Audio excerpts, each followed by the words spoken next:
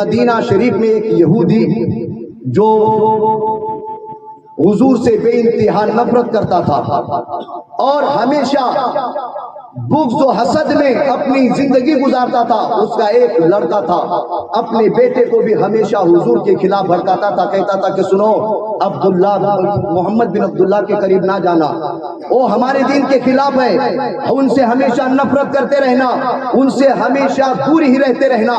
نوجوان ہمیشہ اپنے باپ کی زبان سے یہی باتیں سنتا تھا، حضور کے خلاف باتیں سنتا تھا، آقا کے بارے میں یعنی باتیں سنتا تھا، ہمیشہ یہی سنتا تھا۔ اس کا باپ اس کے بعد دل میں یہی نفرت کا زہر گھولتا تھا کہ تم کبھی بھی ان کے قریب نہ جانا، ان سے دور ہی رہنا، ان سے دور ہی رہنا۔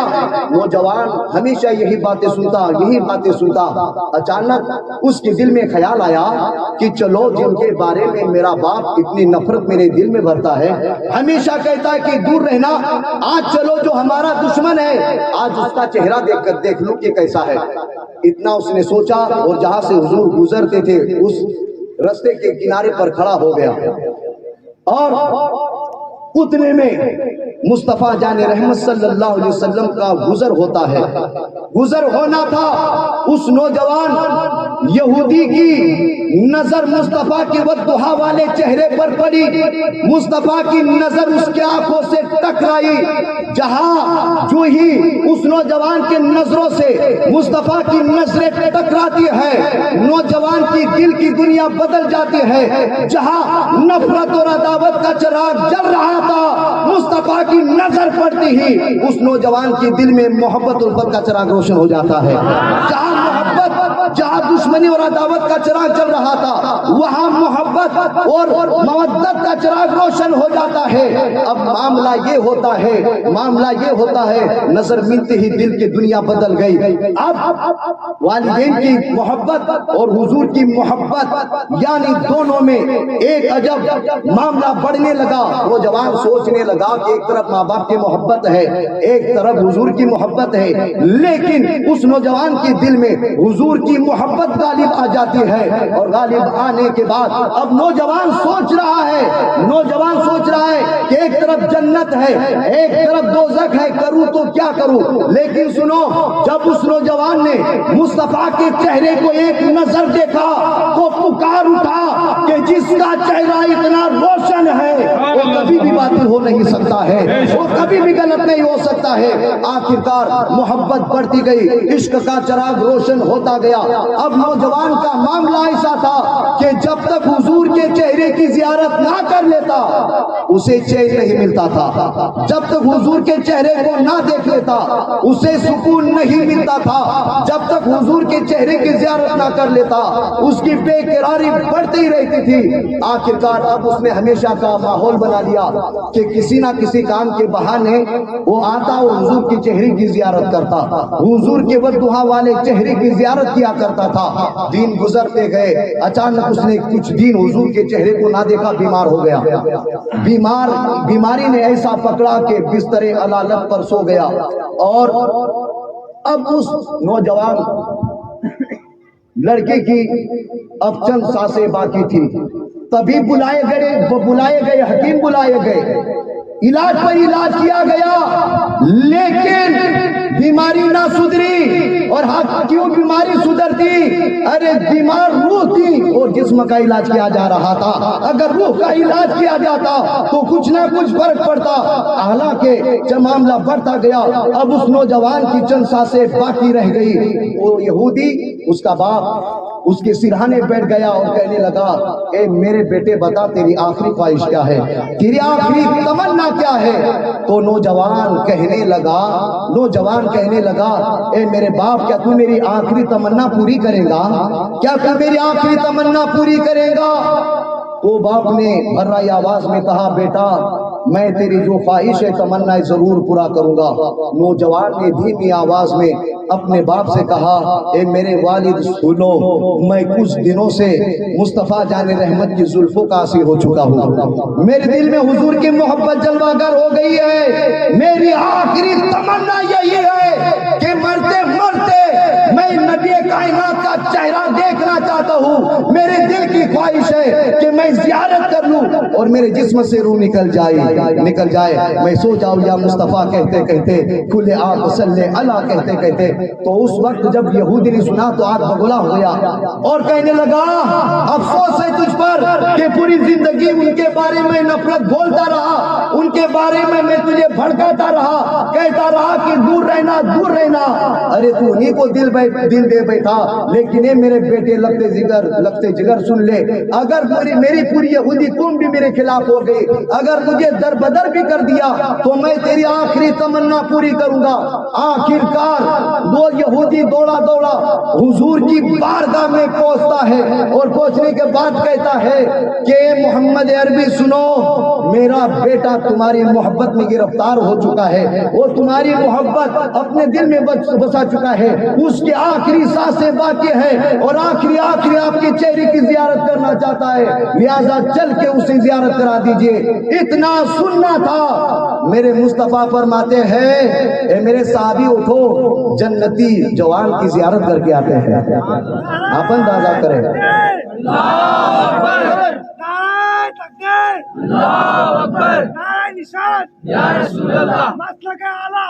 जिंदाबाद। जन्नती नौजवान की जियारत करके आते हैं। साहबाए किराम रसूल कायनात के साथ चलने लगे। वो यहूदी दौड़ा अपने घर के करीब पहुंचा।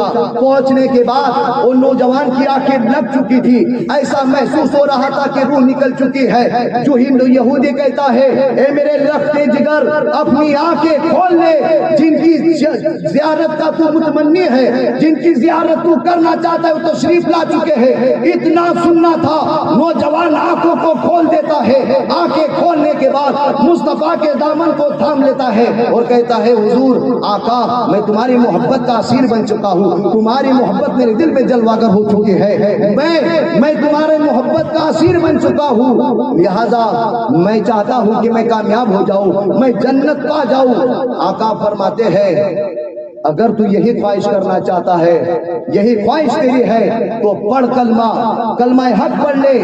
तो नौजवान कहने लगा, या रसूलल्लाह, मैंने तो जिंदगी में एक भी नमाज नहीं पढ़ी, एक भी ज़कात, एक मर्तबा भी ज़कात नहीं दिया, ना कोई हज किया और ना ही कोई नेक अमल किया, तो भला मैं जन्नत में कैसे जा सकता हूँ? मेरे आका इरशाद फरमाते हैं कि तू कलमा पढ़ ले, तुझे जन्नत में ले जाने की जमानत मैं देता हूँ। सुभान अल्लाह। जब नौजवान ने कहा, या रसूलल्लाह, मैं कब्र से लेकर जन्नत हासिल करने तक मैं तुम्हारी जमानत पर मैं कलमा हक पढ़ता हूँ। कलमा हक पढ़ना था, अशहदु ला इलाहा इल्लल्लाह व अशहदु अन्ना मुहम्मद रसूलुल्लाह, इतना पढ़ना था कि उस नौजवान की जिस्म से रूह निकल जाती है। अब आका चलने लगते हैं तो उस नौजवान का बाप यहूदी कहता है कि सुनो, अब ये इस्लाम की अमानत है, अब इसका जनाजा मेरे घर से नहीं आपके दर से उठेगा। आका फरमाते हैं, ए मेरे साहबियों, इस जन्नती नौजवान को अपने कांधों पर उठा लो। साहबाए किराम उठाकर लेकर जाते हैं। कफन दफन का इंतजाम किया जाता है, मदीने की गलियों में घुमाया जाता है। जब कफन चेहरे आखिरी जियारत के लिए चेहरे से कफन हटाया जाता है तो उस नौजवान का चेहरा ऐसा चमक रहा था जैसे 14वीं का चांद चमकता है।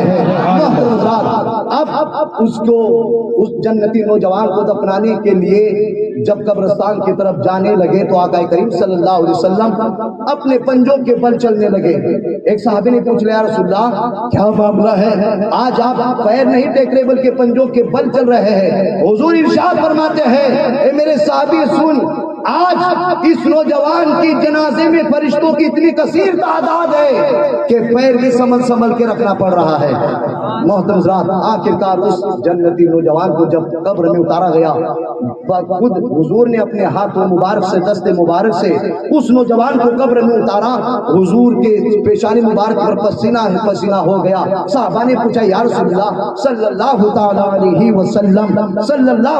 वसल्लम, क्या मामला है? आका मुस्कुराते इरशाद फरमाते हैं, अरे इस नौजवान के मुकद्दर पर कुर्बान जाइए, ये ऐसा किस्मत वाला है कि इसमें पहले ही से हुराने जन्नत उसका इस्तेमाल करने के लिए कब्र में चली आई थी और उनकी भीड़ की वजह وجہ سے مجھے پسینہ آیا ہے۔ محترم حضرات، آپ اندازہ کریں کہ مصطفیٰ کی محبت نے، مصطفیٰ کی محبت کامیابی کی ضمانت ہے، لیکن شرط یہ ہے کہ حضور سے سچی محبت کرنا پڑے گی۔ اب آپ اس سے اپنے مطلب کی بات نہ نکالے کہ حسن رضا نے تو کہہ دیا کہ انہوں نے ایک مرتبہ بھی نماز نہیں پڑھی تھی، ایک مرتبہ بھی زکوٰۃ نہیں دیا تھا، ایک مرتبہ بھی حج نہیں کیا تھا، تو ہم بھی صرف محبت کریں گے۔ تو سنو، ویسی بات نہیں ہے۔ آپ اسی کو اتنی بات لے کر آپ بھی کہیں گے کہ ہم محبت کرنے والے ہیں۔ نہیں، قسم خدا کی، وہ صحاب رسول اگر کلمہ پڑھنے کے بعد انہیں اور زندگی ملتی تو قسم خدا کی وہ صحاب رسول ایک وقت کی بھی نماز نہیں چھوڑتے۔ انہیں معلوم تھا کہ میرے مصطفیٰ کا فرمان ہے کہ جعلت قرۃ عینی فی الصلاۃ، میرے آنکھوں کی ٹھنڈک نماز میں بنائی گئی ہے۔ لہذا قسم خدا کی جو بھی حضور سے محبت کرنے والا ہوگا وہ کبھی بھی یہ گوارا نہیں کر سکتا کہ مسجد سے آذان کی صدائیں بلند ہو رہی ہو اور وہ چوراہے پر بیٹھ کر باتوں میں لگا ہوا ہو۔ حضور کا عاشق کبھی بھی نماز ترک کرنا پسند نہیں کر سکتا۔ اور سنو، جب بھی تم نماز پڑھو گے حضور کی محبت جلوہ گر ہوگی۔ مصطفیٰ پر جتنی مرتبہ درود و سلام پڑھو گے حضور کی محبت دل میں جلوہ گر ہوگی۔ تو لہذا نمازوں کی پابندی کرے اور مصطفیٰ عشق کے ساتھی میں ڈل جائے، آپ کامیاب اور کامران رہو گے۔ بالخصوص ضروری ہے کہ عمل کے میدان میں اترنا بھی ضروری ہے۔ اور آخری بات بتا کر میں اپنی بات کو ختم کروں کہ اپنے وچار اور اپنے کردار کو اعلیٰ بنائے، اپنی سوچ کو اعلیٰ رکھے، اپنے کردار کو اعلیٰ رکھے، اپنے افعال کو اعلیٰ رکھے اور اپنے کردار اور اپنی سوچ کو بلند رکھے۔ اگر سوچ اعلیٰ رہے گی تو اعلیٰ کام کرو گے اور اگر سوچ گھٹیا رہے گی تو گھٹیا کام کرو گے۔ لہذا سوچ بلند رکھے، حوصلہ بلند رکھے۔ اگر گھٹیا سوچ ہوگی، گھٹیا نیت ہوگی تو اسی طریقے سے کام ہوگا۔ اور جتنی دیر ہم دوسروں کو گرانے کے لیے نیچا دکھانے کے لیے جتنا وقت برباد کرتے ہیں اس سے بہتر ہے کہ خود ہی کو سنوارنے کا وقت گزارے، تاکہ وہ بندہ تمہاری شر سے محفوظ رہے گا۔ جتنا تمہارا اعلیٰ وقار ہوگا، تمہارا اعلیٰ سوچ ہوگی، اتنے ہی تم کامیاب رہو گے۔ اس لیے کہ ہم اعلیٰ نبی کے ماننے والے ہیں، ہم اعلیٰ رسول کے ماننے والے ہیں، ہم اعلیٰ نبی کے چاہنے والے ہیں۔ اس لیے تو امام عشق و محبت مجدد دین و ملت اور شاہ امام احمد رضا خان فرماتے ہیں کہ سب سے اعلیٰ و اولیٰ ہمارا نبی، سب سے اعلیٰ و اولیٰ ہمارا نبی، سب سے بالا و اعلیٰ ہمارا نبی۔ کیا خبر کتنے تارے کھلے چک گئے پر نہ ڈوبے نہ ڈوبا ہمارا نبی، پر نہ ڈوبے نہ ڈوبا ہمارا نبی۔ تو کامیابی حاصل کرے، آگے بڑھے، نمازوں کی پابندی کرے اور دوسروں کو نیچا دکھانے سے بہتر ہے کہ خود اپنے آپ کو سنوارے، اسی وقت کامیاب ہو سکتے ہو۔ اپنی زندگی کو مصطفیٰ کے عشق کے سانچے میں ڈالے اور بالخصوص نمازوں کی پابندی کرے۔ نماز میں آقا کی آنکھوں کی ٹھنڈک بنائی گئی ہے۔ میں نے جو کچھ کہا دوران تقریر اگر مجھ سے کہنے میں اور آپ ذرا سے سننے میں اگر کئی غلطیاں ہو گئی ہو تو رب کائنات کے بارگاہ میں دعا ہے کہ تمام غلطیوں کو، تمام لفظوں کو معاف عطا فرمائے۔ میں توبہ کرتا ہوں، استغفر اللہ رب من کل ذنب و اتوب الیہ۔